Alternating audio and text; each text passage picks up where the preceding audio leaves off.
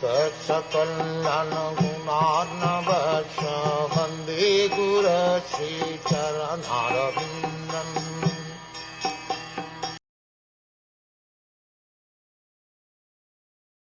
Thereafter, at the end of the millennium, the Lord himself, in the form of Rudra, the destroyer, will annihilate the complete creation as the wind displaces the clouds. This creation is very appropriately come to clouds. Clouds are created or situated in the sky, and when they are displaced, they remain in the same sky without manifestation. Similarly, the whole creation is made by the Supreme Personality of God in his form of Brahma. It is maintained by him in the form of Vishnu, and it is destroyed by him in the form of Rudra or Shiva, all in due course. This creation, maintenance and destruction are nicely explained in the Bhagavad Gita as follows. The nature of the material world is that it is first created very nicely, then it develops very nicely and stays for a great number of years, even beyond the calculation of the greatest mathematician. But after that, it is again destroyed during the night of Brahma, without any resistance, and at the end of the night of Brahma, it is again manifested as a creation to follow the same principles of maintenance and destruction.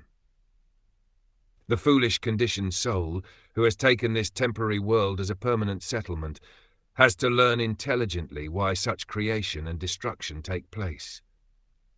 The fruitive actors in the material world are very enthusiastic in the creation of big enterprises, big houses, big empires, big industries, and so many big things out of the energy and ingredients supplied by the material agent of the Supreme Lord. With such resources, and at the cost of valuable energy, the conditioned soul creates, satisfies his whims, but unwillingly has to depart from all his creations and enter into another phase of life to create again and again. To give hope to such foolish conditioned souls who waste their energy in this temporary material world, the Lord gives information that there is another nature, which is eternally existent without being occasionally created or destroyed, and that the conditioned soul can understand what he should do and how his valuable energy may be utilized.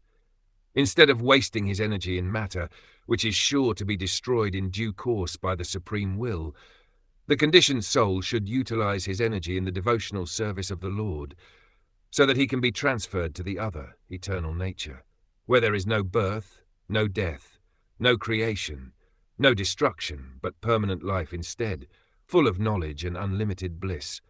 The temporary creation is thus exhibited and destroyed just to give information to the conditioned soul who is attached to temporary things. It is also meant to give him a chance for self-realization, and not for sense gratification, which is the prime aim of all fruitive actors.